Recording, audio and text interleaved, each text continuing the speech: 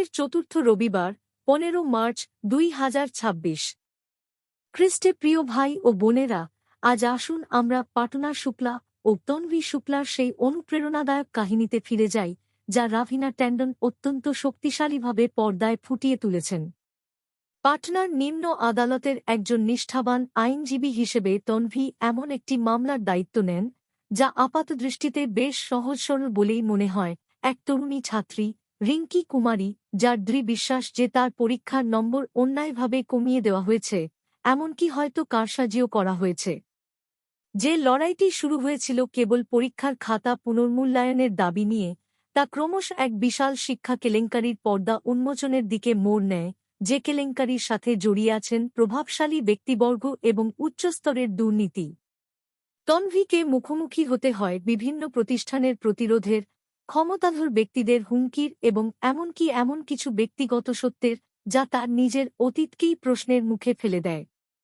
তবুও অটল সংকল্প নিয়ে তিনি অবিচল থাকেন, প্রশ্ন তোলেন, তদন্ত করেন এবং সত্যকে চাপা পড়ে থাকতে দিতে অস্বীকার করেন।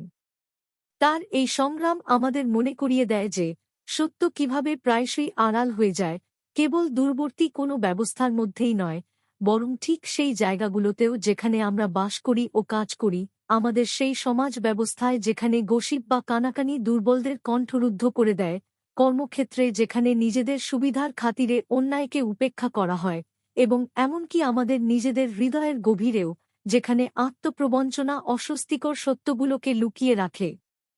আমরাও এমন সব পরিস্থিতির মুখোমুখি হই, যেখানে ন্যায়বিচারের আলো মিটমিট করে জ্বলে, কারণ আমরাই, কিংবা আমাদের চারপাশের মানুষরাই, সেই আলো দেখতে অস্বীকার করি।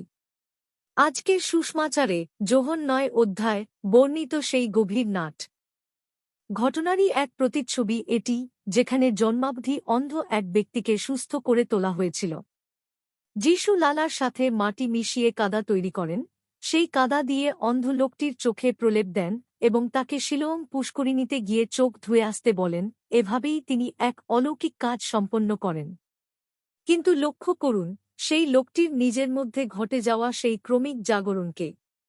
প্রথমে যখন তাকে জিজ্ঞেস করা হল কে তাকে সুস্থ করেছেন, তখন সে যিশুকে কেবল যিশু নামের এক ব্যক্তি, যোহন 9:11 হিসেবেই উল্লেখ করে, এমন একজন মানুষ যিনি তার প্রতি কেবল একটি সদয় কাজ করেছিলেন।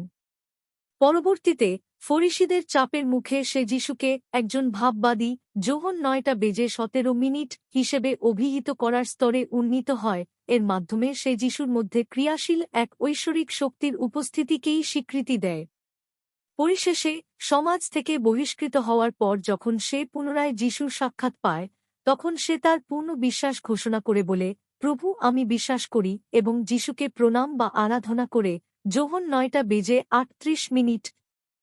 সাধারণ মানুষ থেকে ভাববাদী এবং পরিশেষে প্রভু বিশ্বাসের এই ক্রমবিকাশ আমাদের নিজেদের আধ্যাত্মিক যাত্রাকেই অত্যন্ত সুন্দরভাবে চিত্রিত করে। আমরা যখন খ্রিস্টকে ধাপে ধাপে আমাদের অন্তর্দৃষ্টি উন্মোচন করার সুযোগ করে দিই, তখন আমাদের বোধগম্যতাও ক্রমশ গভীরতর হয়ে ওঠে। ঈশ্বরের উপস্থিতির অস্পষ্ট অনুভূতি থেকে যা শুরু হয় তা তাঁকে ত্রাণকর্তা এবং প্রভু হিসেবে গভীর স্বীকৃতিতে পরিণত হয়। বিশ্বাস খুব কমই তাৎক্ষণিক ঝলক, এটি সাক্ষাৎ, আনুগত্য এবং আলোর প্রতি উন্মুক্ততার মাধ্যমে প্রকাশিত হয়। শারীরিক অন্ধত্ব এবং বধিরতার উপর জয়লাভকারী হেলেন কেলার এই সত্যটিকে এত মর্মস্পর্শীভাবে ধারণ করেছিলেন যখন তিনি বলেছিলেন, অন্ধ হওয়ার চেয়ে খারাপ জিনিস হল দৃষ্টিশক্তি থাকা কিন্তু দৃষ্টিশক্তি না থাকা। তার জন্য প্রকৃত দৃষ্টি কেবল শারীরিক ছিল না, বরং অভ্যন্তরীণ দৃষ্টি ছিল, বিশ্বাস, করুণা এবং উদ্দেশ্য দিয়ে উপলব্ধি করার ক্ষমতা। এই অভ্যন্তরীণ দৃষ্টি আমাদেরকে চেহারার বাইরে দেখতে, উপেক্ষিতদের মধ্যে মর্যাদা চিনতে এবং উদাসীনতার পরিবর্তে ভালোবাসার সাথে প্রতিক্রিয়া জানাতে দেয়।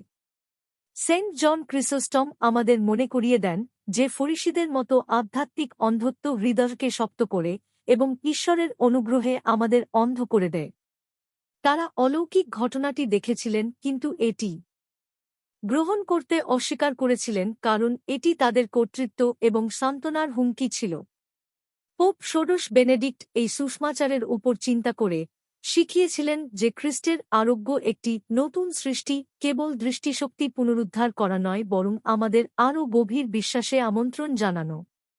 যেমনটি তিনি তাঁর অ্যাঞ্জেলাসের ভাষণে উল্লেখ করেছেন, যিশু নিরাময়ের জন্য উন্মুক্তদেরকে তাদের থেকে আলাদা করেছেন যারা দেখতে পায় বলে দাবি করে কিন্তু বন্ধ থাকে।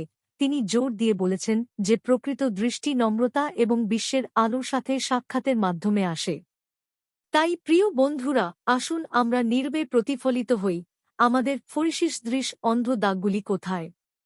সম্ভবত এটি অন্যদের কঠোরভাবে বিচার করার সময় নিজেদেরকে অজুহাত দেখানো, অন্যায় থেকে দূরে সরে যাওয়া কারণ এটি খুব জটিল বলে মনে হয়, অথবা আমাদের করুণাকে ম্লান করে দেয় এমন ক্ষোভের সাথে আঁকড়ে থাকা। আমাদের জীবনে কি এমন মানুষ আছে, পরিবার, সহকর্মী, প্রতিবেশী, যাদের সংগ্রাম আমরা সত্যিই দেখতে পাই না? খ্রিস্টের আলোতে পা রেখে আমাদের নিষ্ক্রিয় আলোকসজ্জার চেয়েও বেশি কিছুর জন্য ডাকা হয়, আমাদের কর্মের জন্য আমন্ত্রণ জানানো হয়।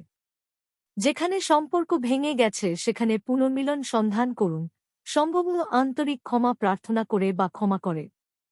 ছোট কিন্তু অর্থপূর্ণ উপায়ে ন্যায়বিচারের পক্ষে দাঁড়ান, কর্মক্ষেত্রে অন্যায়ের বিরুদ্ধে কথা বলা, আমাদের সম্প্রদায়ের প্রান্তিকদের সমর্থন করা, অথবা দুর্বলদের পক্ষে কথা বলা। উদারভাবে করুণা দেখান, সোনার কান, সাহায্যকারী হাত বা ঈশ্বরের প্রেমকে প্রতিফলিত করে এমন সহজ দয়ার কাজের মাধ্যমে আমরা যেন তন্বী শুক্লার মতো সত্যের অনুসারী, বিশ্বাসে বেড়ে ওঠা অন্ধ ব্যক্তির মতো এবং হেলেন কেলারের মতো অন্তর্দৃষ্টি গ্রহণ করে খ্রিস্টকে প্রতিদিন আমাদের অন্ধত্ব নিরাময় করার সুযোগ দিই। তাঁর আলো আমাদের অন্ধকার থেকে গভীরতর সত্য, করুণা এবং সাহসী প্রেমের পথে পরিচালিত করুক। প্রভু আজ এবং সর্বদা আমাদের চক্ষু নতুন করে উন্মোচন করুন। Amen. Thank you for watching.